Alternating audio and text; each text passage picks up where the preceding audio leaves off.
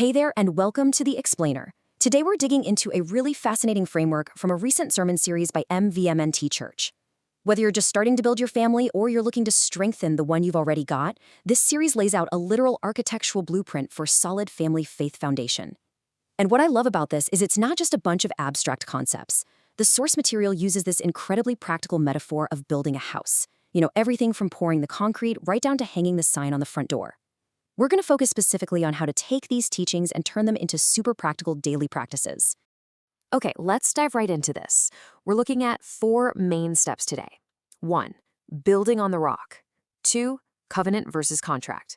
3. Raising authentic kids. And 4. The daily declaration. So, step 1, building on the rock, or laying the foundation. The source material kicks things off at a pretty straightforward premise. Every single family is building their home on something. So honestly, take a quick second and ask yourself, what is your home currently built on? Because the sermons make a great point here. When the inevitable storms of life hit us, financial stress, sudden health problems, or just really intense relational conflicts, it's not the fresh paint on the walls or that nice furniture in the living room that keeps the house standing, right? It all comes down 100% to the structural integrity of your foundation.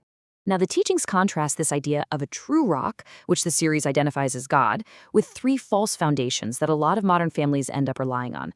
The first one is achievement. This is usually driven by a deep fear of failure, and it creates a home where your performance basically dictates your worth. Then there's comfort.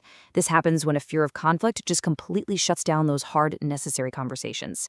And the third one is good intentions. This is where families are kind of haunted by the guilt of the gap, that space between who they really want to be and who they actually are. To figure out what your foundation actually is, the series introduces this absolutely brilliant metaphor. It treats anxiety like a tachometer. Think about it. Just like a car engine revving dangerously into the red at, say, 7,000 RPM, high anxiety levels in your home are basically an internal alarm system going off. The source suggests that when anxiety spikes like that, it's a huge red flag. It's a clear indicator that you're putting your trust into one of those faulty, shifting foundations we just talked about, instead of something truly solid and unchanging. Moving on to step 2, covenant versus contract. Time to frame the walls. Okay, so with the foundation poured, the marriage dynamic basically acts as the studs that hold the walls of the house together. The series maps out this biblical progression of marriage drawn from Genesis and Ephesians, and it boils down to 3 words: leave, unite, and become. What's cool here is that it beautifully illustrates how these aren't just one-time events that happen on your wedding day. Not at all. They are daily, continuous action verbs. You literally have to actively choose to leave old habits behind, consistently unite with your partner, and put in the work to become one cohesive unit every single day. Now, what's really interesting about this concept is the stark contrast between a contract and a covenant. Think of a contract as conditional, right? It has exit clauses for when someone stops performing. But a covenant is an unconditional promise. The speaker uses this highly relatable micro-anecdote that I just love. Imagine one spouse always leaving that little plastic strip from the milk carton right on the kitchen counter, and it just drives the other one crazy. In a contract mentality, a tiny annoyance like that builds a case for an exit. But in a covenant, it's totally different. It actually becomes an opportunity for daily forgiveness. You're choosing sacrificial love over just wanting to be proven right. All right, step 3, raising authentic kids, filling the rooms. So with the walls all framed up, we finally move inside the house.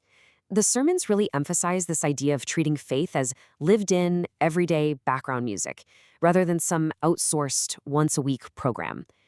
To show how this works, the source breaks down the Shema from Deuteronomy 6, outlining this incredibly natural daily rhythm. It encourages parents to just weave conversations about life and belief right into the mundane moments. So instead of these rigid sit-down lectures, it looks way more like a spontaneous conversation while you're driving the kids to soccer practice, or a quick moment of reflection while you're sitting at the dinner table, or getting ready for bed. There is a pretty firm warning attached to this process, though. The source explains the biblical warning against exasperating your children.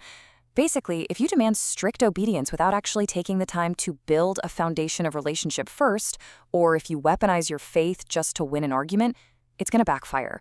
It's only going to cause kids to rebel. Why? Because it replaces real, authentic connection with exhausting, rigid rules. So what's the antidote to that exasperation?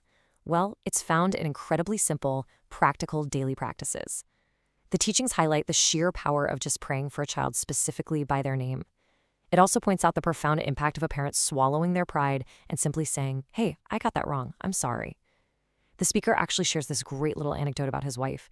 She started a family group text, and literally all she would do is say good morning and good night every single day. That's it.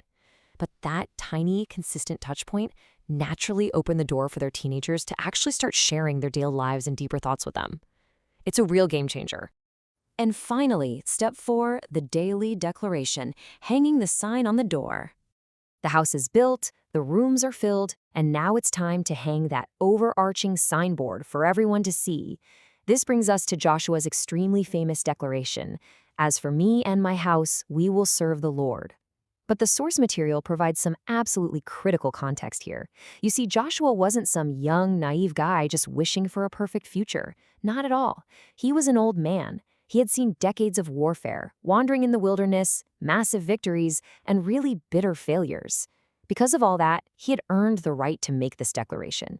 It was a seasoned, battle-tested choice, not just some superficial slogan. So the crucial point here is actually found in the very first 3 words, "as for me." The declaration deliberately starts with the singular me. The speaker really stresses this. A parent cannot possibly pour out faith, resilience, or love into their family if they aren't personally plugged into the source themselves. Make sense? That vertical relationship has to be secured entirely before the horizontal leadership of the household can actually thrive. To really illustrate how this kind of personal commitment overflows to others, the series recounts the story of Paul and Silas from Acts 16.